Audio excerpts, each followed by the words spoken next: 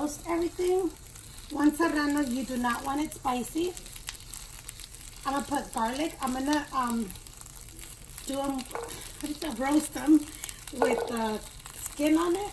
Then we'll remove it. And a pasilla chili. You could do it express just on the burner or in here. I'm gonna go ahead and do it in here too. Express roasting, you could roast it on your burner. Once the pasilla it's already roasted, we'll go ahead and put it in a bag so it could get soft for like 10 minutes.